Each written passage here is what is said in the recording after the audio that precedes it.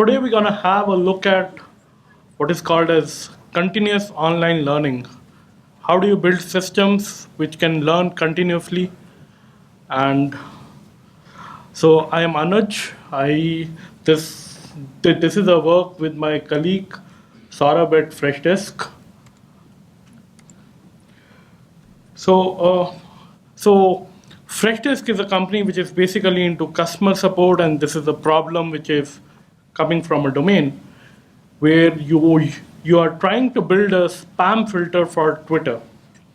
From a customer support point of view, we are listening to the brands and helping the brands to identify as to which are the tweets you should respond to and which are the tweets you can ignore. Just to give you an example, I have put up a couple of tweets. The one on the left are from the side of the promos, coupons, offer, marketing, affiliate marketing. While on the right are where a user has an intent of engaging with the brand. And this is what I call as the actionable. So the essential problem we are looking at is, given a real-time Twitter stream, can we filter out the ones on the left from the ones on the right? It's a fairly straightforward problem. The problem becomes important because Twitter is a very, very noisy medium, especially when you look at consumers talking to brands. Your noise can be 50 to 60, going as high as 90. Bigger is your brand name. If you are a B2C company, this is going to be very, very high. As a problem in its own, as I said, it's a fairly straightforward problem. You can model this as a binary classification problem. You acquire a good, high-quality data set. You do a feature engineering, and there are some very good indicators. I have put up a couple of numbers to give you some idea. So if you look at the actionable side of the world, if you look at the average number of handles, hashtags, URLs, emoticons, the number of characters, the number of words in a tweet is different from the similar parameters with respect to the spam data. All that is left is you select an algorithm which works for you, you train it, test it, tune it. You will get an off-the-shelf accuracy of 80 to 85%. Good to go, deploy, it should work. This is what we also felt, and this is what we did, until we realized it's not so simple. When we were working on this problem, the model that we built, and which was doing very well on the test and the cross-validation and all best practices incorporated, we found that it started very well. So green line up here is the accuracy of this model with respect to time. But a couple of weeks into the production, the accuracy started to dip. And this continued. It never kind of recovered from there on. And it made us wonder what exactly happened. Where did we go wrong in our whole process? We had taken care of all the best practices that are there, but still. When we dug, or when we took a deeper look into our data, we realized a couple of things which were happening very different. One, our data was changing and changing very fast. So what I have plotted up here are a couple of orthographic features, which are emoticons, URLs, hashtags, and the handles. So this is the average number of each. And the data set is close to 2 years. So this is plotted on a month-by-month basis, starting from January 2014 until January 2016. So if you see these plots carefully, there's a lot of variation in these graphs. And this is what leads us to what is called as a non-stationary distribution. What is a non-stationary? So a stationary distribution is one which is independent of time. So if you take your averages, your means, your standard deviations, they will not change with time. Here it was not the case. So in literature, this is referred to as drift as well. So the distribution generating the data itself is changing over a period of time. Second, we realize that our vocabulary is evolving very fast. Twitter as a language, as compared to the other languages that we use for communication, has very different dynamics to it. Let me illustrate this with a couple of graphs. So what I've plotted here is the number of new words that we were seeing in our vocabulary on a month-by-month basis. So if you look starting from January 2015 till this is April 2016, on an average, you are seeing 10% additional words in your vocabulary every month. That is quite a rapid growth of vocabulary. The same is depicted as a ratio of new words as compared to the old words in the middle plot. And the same as a cumulative is what is the RHS. So what is happening inside is that since your vocabulary is evolving very fast, your model does not know how to represent these new words. So those features which are corresponding to these new words are not going to get activated, and that's going to result in your model misfiring. The third thing we observed was, so in our system, whenever we have a tweet and the model predicts a label for it, both the tweet and the label are shown to a user. And the user has the option of telling the system, hey, whether this prediction was right or wrong. In this case, the human is the customer support agent of the brand who is sitting on this help desk and consuming these tweets. Feel free to stop me anywhere in the middle if you have any questions. Happy to take it up. So what we were not doing was we were not utilizing these explicit signals that was coming from our users. So if you now think, based on what we have seen in last couple of slides, it was natural for the model to do badly as the time goes on. It doesn't come as a surprise anymore. And this, in general, is not specific to Twitter.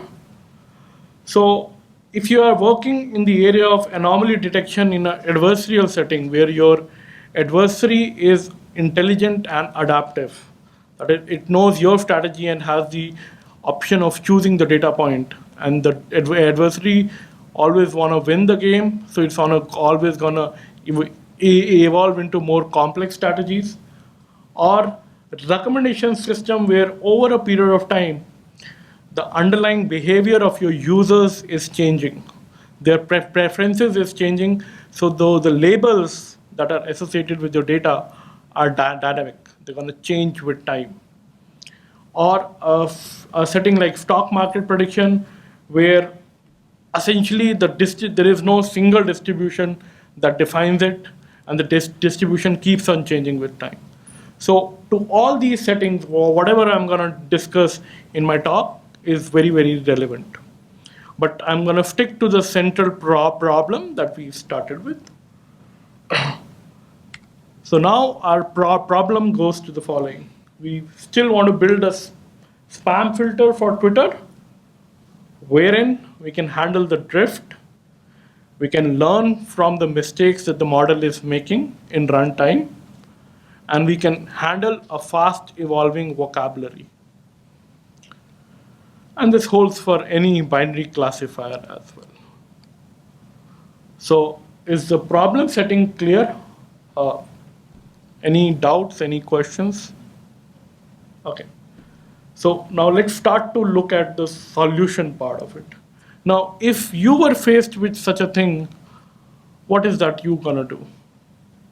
What is gonna be the first thing that comes to your mind? So one of the approaches will be, hey, why not I train a model fresh at the start of every month, put it in production, and I keep on doing it. Well, that is possible the if the data change is not month by month, it happens say 6 to 8 months or a year down the line, it's good. But if it happens very quickly, there is a lot of work. This doesn't scale at all. You are losing all the old learnings that were there in your model. So this surely doesn't work. What you need is a system that can learn continuously and can adapt to the changes of the data as they are happening. And this is what we set out to build. And this is what is going to be the content for the remaining of the talk. So I'm just going to give you a quick glimpse into what finally worked for us after a lot of experiments. And then we're going to take a deeper look into each of these parts and how and why they were built the way they were built. So what we essentially ended up doing, we had a global model, which was a deep net trained on large corpus, which was common for all the users. And users in our case are brands. So there's a single global model which has a larger understanding across the entire data set of what is a spam and what is an actionable, and it's same for all the brands. We also built a local model, which was per brand. So for every time a brand onboards our system, there is a new model that's going to spin off for them, which is this lightweight local model. It has to be a fast learner, unlike a deep net, which can take a couple of days to train. You don't have that much time here. You want to learn it very fast. It should be able to incorporate your feedback. So whenever a user says, hey, this is wrong, this learning must get into the model in some form. Excuse me, quick question. What do you mean by batch training for the global model? Sure. So in a batch train, you take a chunk of the data set, which is usually starting from say 32 to hundreds of example, and the last function that you're essentially defining over it is over this entire chunk of data.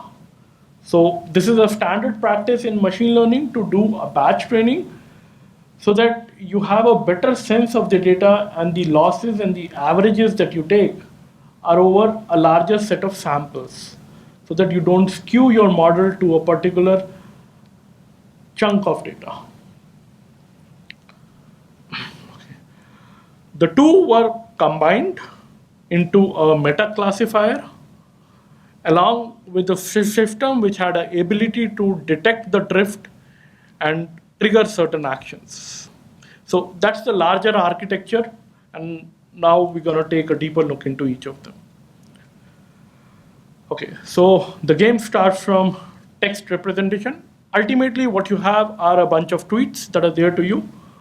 So you pre-process your tweets where you replace the mentions, hashtags, URL, dates, and a couple of things with constants. Because whether it is 18th of October in a tweet or 19th of November, it doesn't make a difference. All it has is a context to it that it's a date. And that is what I meant by replace it by a constant. Once you have done your pre-processing, you want to understand, hey, how good is this pre-processing? And one of the good ways to do that is what is called a Zipf's law. Zipf's law comes from a linguist who essentially was able to show the following. If you take a large book or a large corpus of text data, and where T1, T2, T3 are the most common terms in your corpus. So if I rank them according to the frequency, and T1 is the first term in this ranking and T2 the second and so on and so forth, the frequency is gonna be inversely proportional to the rank. So the most common is gonna come whatever, the second most will be half of it, the third most will be 1/3 of it, the fourth most will be 1/4 of it, and so on and so forth. And this is what is called as the Zipf's law, where here it is being shown using a dinosaur. So the curve essentially up here is what the text corpus must follow. And it has implications. So here is our text corpus. where we counted the frequencies of the word and we arranged them in an ascending order without any pre-processing, and it doesn't fit the Zipf's law. We did the pre-processing that I mentioned earlier, and this is what we got. A very good fit. So this is one way to verify how good is the pre-processing of the text that you have done. What was the chart beforehand? The previous? So these are the words without any pre-processing. So every mention appears the way it is, every hashtag appears the way it is. What sort of processing was done? So we replace the mentions, hashtags, URLs, emojis with constants. So everything at the rate something was replaced by a constant. Everything which was hash something was replaced by another constant. Where the meaning only is that here was a hashtag. What exactly was the hashtag is the information that was not used. So this is just, I think, like the TFFT, is it TPF or tokenizer or whatever? TF-IDF is slightly different. So that's more to do with the frequency per document basis, and then you convert into one hot encoding from there on. So this you can imagine. So every URL that was there, replace it with the special word, whatever you want, 1, 2, 3 URL, which you know for sure is not going to occur in your corpus. So you have replaced every URL with this constant. What is that we do with that? I'm going to come to it. We then used the Google's pre-trained word-to-vec model. Is everyone up here aware of what is a word-to-vec idea? Okay, so one of the biggest problem people in NLP over years have faced is how do you represent text in a meaningful manner to the machine? One popular way is what is called as the one-hot encoding. What is a one-hot encoding? You create a vocabulary of your dataset. You create a vector of zeros which is as big as the size of your vocabulary. And if the word appears, you put a 1 up there at that index. There are a lot of problems with this representation. It is sparse, it loses certain meanings and stuff. In 2013, Mikolov and a couple of others from Google came up with this idea where you can map your vocabulary to a higher dimension space, say a 300 or a 400, and it had some very beautiful properties. The words which are closer in meaning are very close in the space as well. And using this word-to-vec model, they were able to answer questions like, a man is to king, so what is a female is to? And the machine was able to answer its queen. So the idea being that words which in the corpus occur together in the 300 dimension or 400 or whatever is this higher dimension space, they'll have very close proximity in that dimension as well. So there is a huge model which is already there on the net if you search for word-to-vec. In Python, you can work with it using a package called Gensim. So if you look at Gensim and word-to-vec, you'll find enough tutorials as to how to work with it. So every word, and this is like trained over a huge corpus from Wikipedia, which has some, I think, 3 billion documents or something. So it almost encompasses the whole of English that has ever occurred in some sense. So what this mapping gives you is every word is mapped to this higher dimension vector where each component is a real number. Okay. So we use this model. We query this model with every word. Whatever vector we get, we take out that vector. We do this for the entire text in a tweet. We add all these vectors and we take an average. So now my tweet is represented by this 300 dimension vector. Am I clear on this point? Okay. And this is a very standard practice that people have done, and it does fairly well. You might say that the information in the sequencing is lost. So I am and am I will add up to the same vector. But it does fairly well if you want to keep your input to a fixed length. How do you handle words if they are not there in word2vec?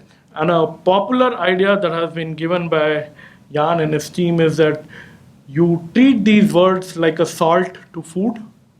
So you prepare vectors which are as long as a normal vector, but these are like small numbers. So you basically take random samples between minus 0.25 and 2.25, and whatever you come, you just fill it up.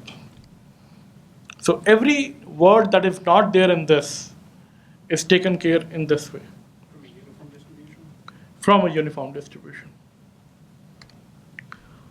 Okay, so now that we have the representation ready, where every tweet is nothing but this 300 dimension long vector, where does it go?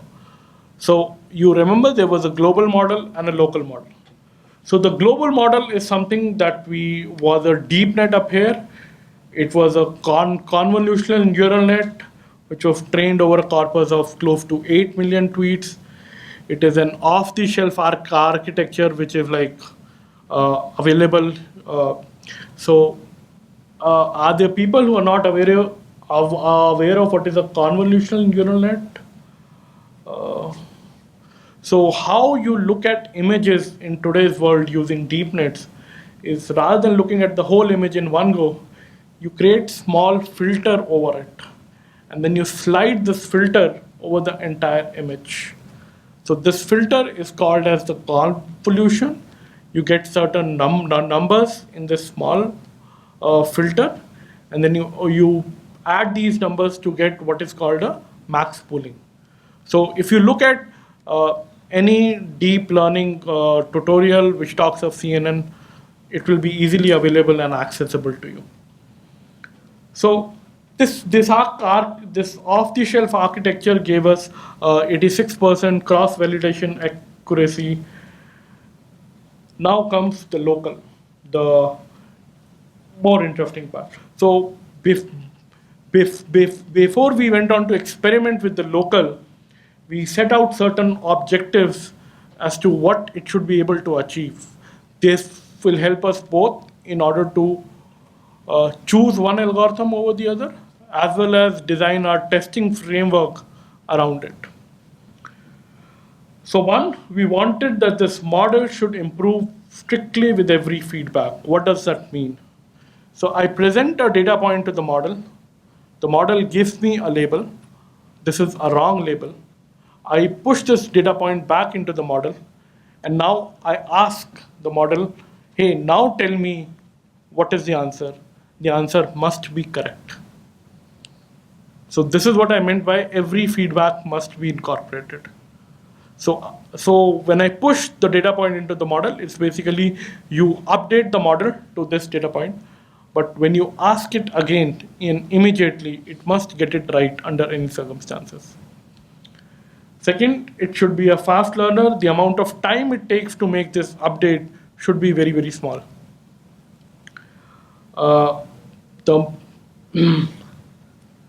The higher retention. So as we are feeding the new concepts to the model, which earlier it did not know, and because it got the prediction right, you do not want it to have some kind of an amnesia where it remembers the short term but forgets what learned a few days earlier or something like that. So it should remember the old concepts as well. So one, it should be an online learner. It does not necessarily need the whole batch of data. So is everybody aware of the paradigm of online learning? So, okay, let me just come to online learning first then.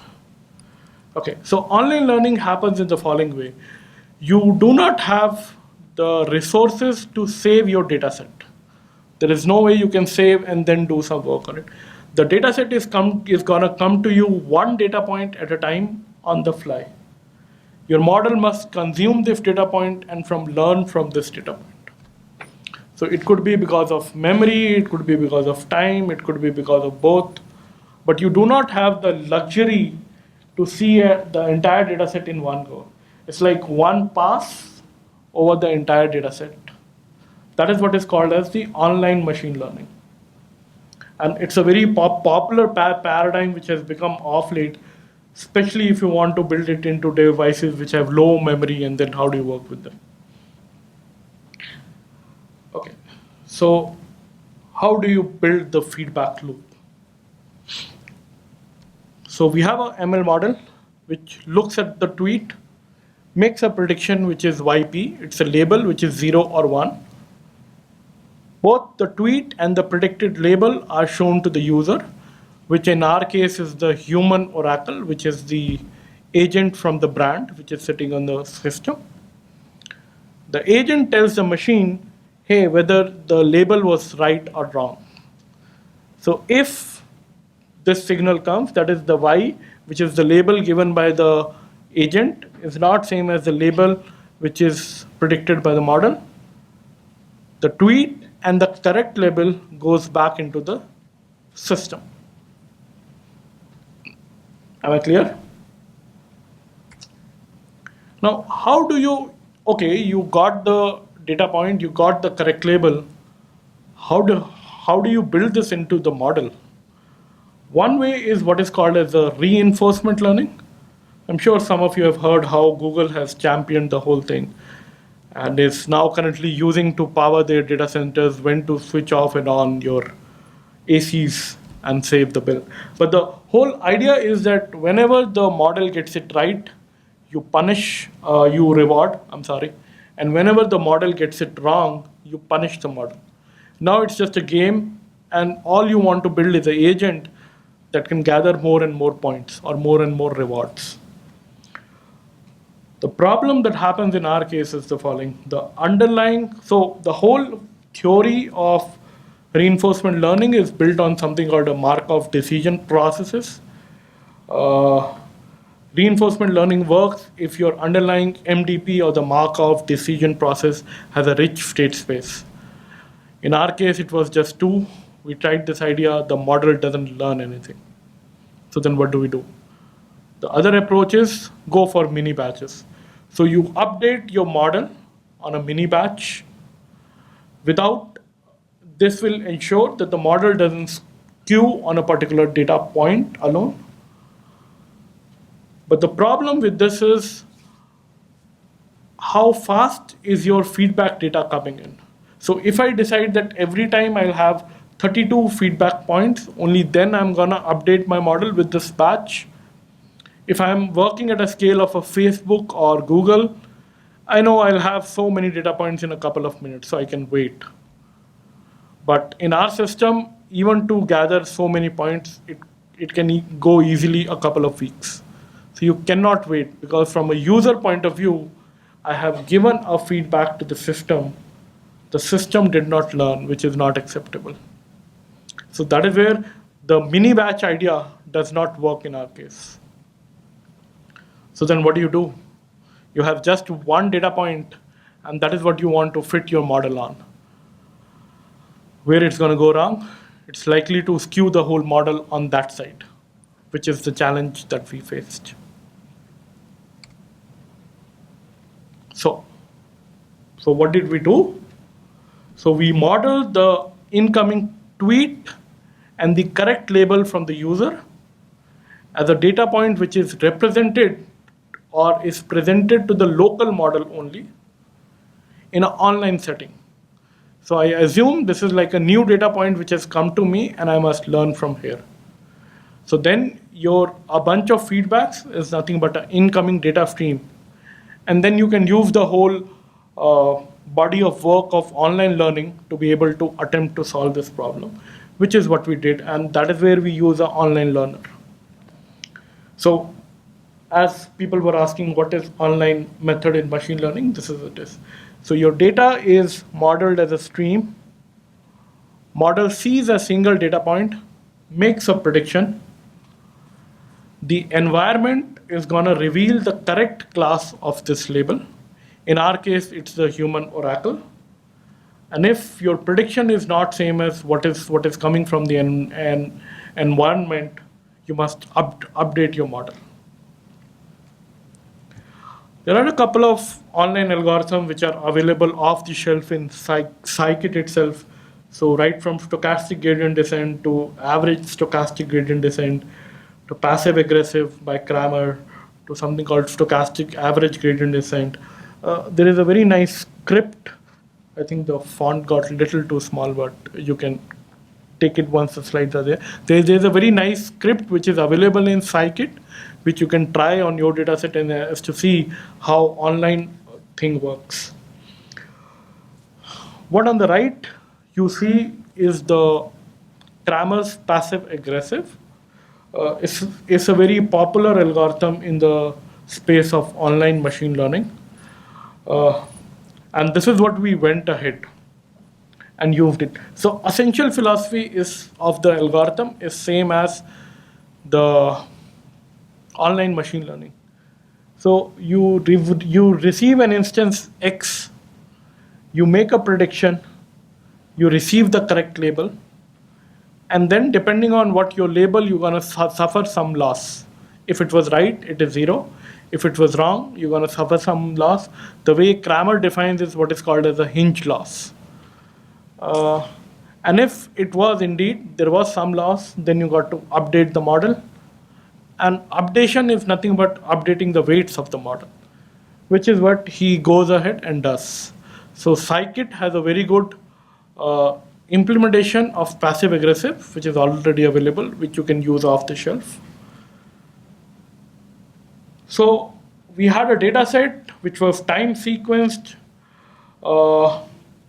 We trained it, we took the first chunk of the data set, which was 100K data points, trained it in a batch mode, and then tested the remaining 60K data points in a batch mode. So it's like model.score on the entire remaining data set. It gives us a 74% accuracy, which we used as the baseline. We repeated the same experiment where we took the first chunk, trained it in a batch mode, and then tested on the later half of the chunk, but in an online fashion. So rather than giving the whole data set to test, now we started through one data point at a time. And every time the model is going to make a mistake, we're going to teach it back. We got some very interesting results. So let me show. So the blue that you see here was the baseline we got when we tested with the batch model in a batch mode. The green is a running accuracy that we got when the same model was asked to make predictions and incorporate the feedback. And you see the gain that is there between the two of them. The red is the error part of it, which is, so if you add the red and the green, it should be 1.0 always. So this is an interesting thing. What we are seeing is that if you are able to incorporate the mistakes that your model is making on the fly, your model indeed does improve. But this is just a local model. Am I clear? Yeah. Are you adjusting the weights only, or are you adjusting the word vectors as well? No. So once the representation is there, we don't touch that. It's only the weights that get updated. And the rule for updating the weights is what is by the Kramer's algorithm.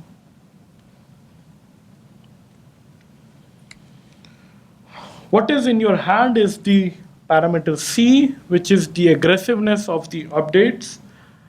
And playing with C is a very important part, and let me show you. So one of the objectives that we had set out was that the model must incorporate the feedback. That is, if I teach the model a mistake and ask the same data point again, it must get it correct. If you start with certain values of C, the upper plot basically is nothing but a bar chart between 0 and 1. If you start with certain values of C which are small, the success rate, the number of times the model was able to recall the data point correctly after the feedback was incorporated, was just 10%. While for certain values of C, it gets to 100%. So every time the feedback was incorporated and the same data point was presented again, immediately it always got it right. Okay, so there is some promise to this game. And we wanted to check that this is not a fluke. It is not happening just by chance. So we ran the same experiment, but we did a small change in it. Every time the model will get it right, I will teach it the wrong. So every time the y was equal to indeed yp, I will say, hey, no, you got it wrong. It should be the toggle of y. And every time it will get it wrong, I'll let it be. I wanted to see as to what happens. What you would expect is that your accuracies should fall dramatically and your error should increase, which is what happens.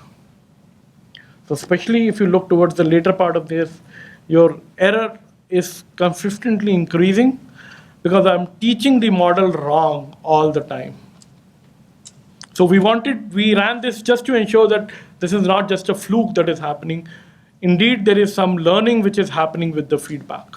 So if I teach the wrong learning, my results should only go bad, which is what this graph is about. Okay, so we have a local, we have a global. How do we go about it? So the idea is to ensemble the two. We use something like online SVM. It's a very standard trick which is available. You have the output of the global. So whenever a data point comes, it goes to both the global and the local. The output of both is incorporated or is fed into the ensembler, and the ensembler gives the final prediction. And these are the results of the final ensembler. As we ran the ensembler on our data set, the blue is the running accuracy. You see that the accuracy is always improving. Whenever the model makes a mistake, the mistake is incorporated only in the local.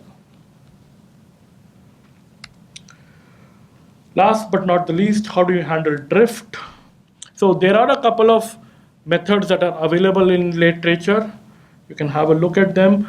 The essential idea is that you monitor the error rate. And let me demonstrate this with this thing. So this basically comes from the theory of what is called as the probably approximately correct. But the idea being that if the data is coming from the same distribution and you consume it in an online fashion, your error rate must decrease as it is happening in this graph. And if it starts to increase, there is a chance that the underlying distribution has changed. So the way most of these algorithms, they set a couple of triggers that are there on the error rate. So the algorithm that we use has two levels. One is called a warning level. One is called a drift level. The moment the error rate goes above the warning level, that flag is set true. If it breaches the drift level, you know for sure that the underlying distribution has changed. You are storing all the data points which came between the warning trigger and the drift trigger. You dump your local model. You spin off a new local model, which is trained on the data points that were there between the warning and the drift. And now that becomes your new local, which starts to act. And all of this can happen in an automated fashion on the fly in the system. It is possible to do that. Great. So now we have a complete system which is working. Pros, yeah. So one thing I see from this is that your global model is constantly drifting away because the language model is constantly changing, but you haven't adapted for that. You've done it so in the local model, I think, but not in the global model. So one of the biggest problem is that training a deep net is a task which can take from a couple of hours to a couple of days. Now you cannot do this on the fly. And especially if you try the same trick that we did with locals, with the globals which we started with, deep nets tend to saturate. So there is a whole mathematics that goes into how the weights, they flow backwards in a back propagation way from the last layer to the first layer. The weights saturate very quickly. And after a couple of feedbacks, your global model will stop to learn anything at all. So the other reason was also because the global was trained on a much larger corpus. So we assume that it has a better sense of the language as compared to the local, which was trained only a part of the data, which is specific to your brand. So the idea is borrowed from how do you do spam filtering.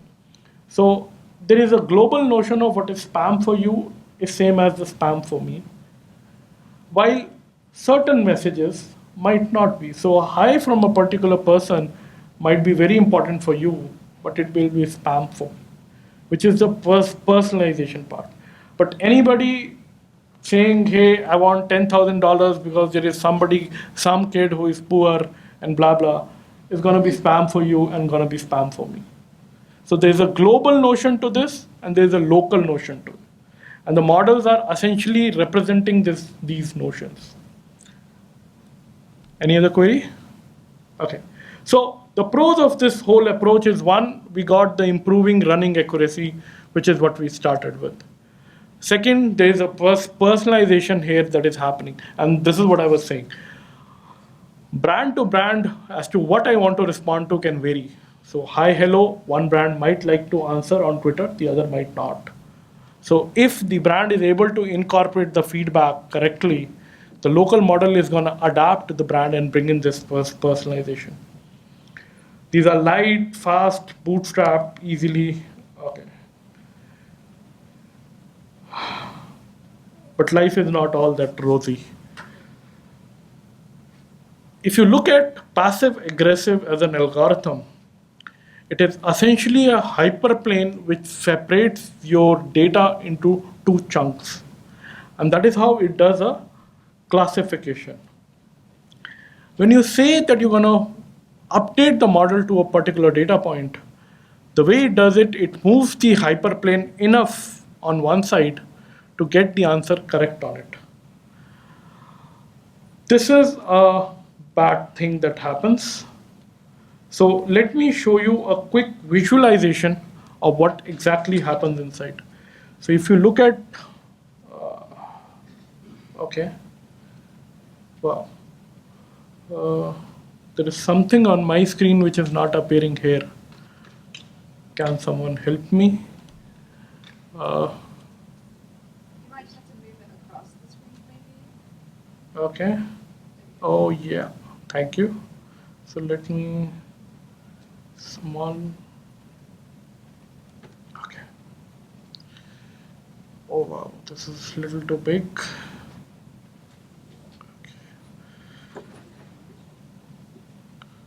Help me understand. Okay, so this is a very important. So this is where the model starts, where the hyperplane is at 0.0. What I have done is for every point, I have plotted the distance of the point from the hyperplane. So all the labels which are 1 on the upper, all the ones which have label 0 are below. And now I'm going to update the model. And this is what happens. So the entire hyperplane moves on one side of things to accommodate one data point. Okay. So What are the axes? okay. So it is just the distance of each point from the hyperplane when the model started. Right, so that's the Y, right? That is the Y. What about the X? The X are all the data points that are there. All the data points in my data set. They're different features, right? So ultimately what goes in is this 300 dimensional representation. Here it doesn't matter. All that matters is what is the label of that data point and how far is that data point from it. So you just pick any feature. No, there is no feature involved in this. There is a point and there is a hyperplane. You can always compute the distance between the two. That's a straightforward thing. Okay? So, well, and that's the con part of it. So these are a couple of more graphs just to substantiate the same finding. But in the interest of time, I'm going to skip it. So if your data is something where these data points are very close to the hyperplane, it's going to do badly. It's not going to do as good as what we saw. And because essentially the model is getting skewed to that one data point. So then what is the way forward? We believe one of the ways to solve this problem then is to, rather than modeling this as a classification, go for something called a ranking. Once you have ranked all your tweets, what you want is all the actionables should be on the above in the ranking, and the spam should be towards the bottom of it. And your classifier is nothing but a cutoff that is there in this ranking. It is likely to give you a fine-grained handle to the whole thing so that you don't skew your model just to one data point. Because all you want is that when an update happens, the ranking should change in some sense. Need not necessarily that your cutoff moves. And that is why I said you can have a fine-grained access to the fine-tuning. This is exactly what Google's priority inbox does. So the way Google is able to rank your email is this idea of global, local, and work with this. Okay, so this is still a work in progress at our end, so I don't have concrete results to show. So what is the key take home from this? One, no matter what ML system you're building, if you have access to the explicit signals which are coming back to you as to when the system makes a mistake, try and learn or try and update your model to incorporate these, because this is a vital piece of information which can help your model to improve dramatically. Global plus local is a great way to introduce personalization, where the local can adapt to the individual and the brand, which has little different notions to another individual and a brand. PA2 does very well. So PA2 has certain very interesting properties that makes it very robust to noise. It does very well if your data points are far away from the hyperplane. So a slight perturbation of the plane is not going to alter the labels dramatically.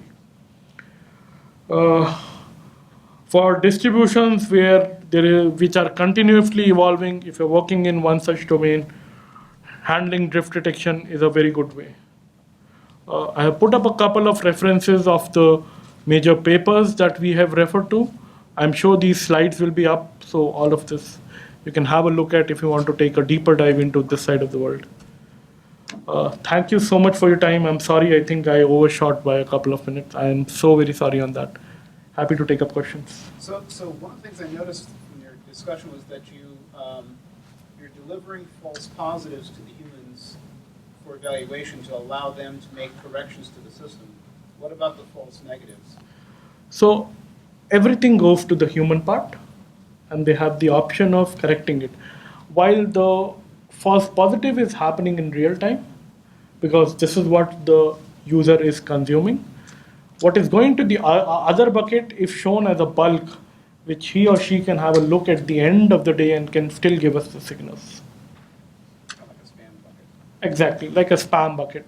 You need not see it in real time. You only see the priority ones, but you can have a look at the spam bucket once in a while. Yeah.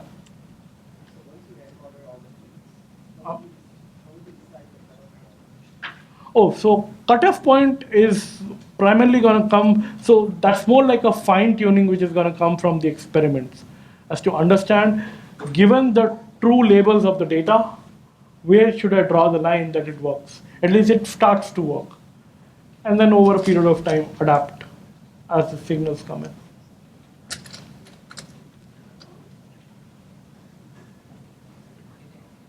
Any other queries? Happy to take it up. You can reach out to us either after the talk or on the interwebs. I have put up my contacts and as well my teammates. Feel free to shout out to us if you have any doubts, any suggestions.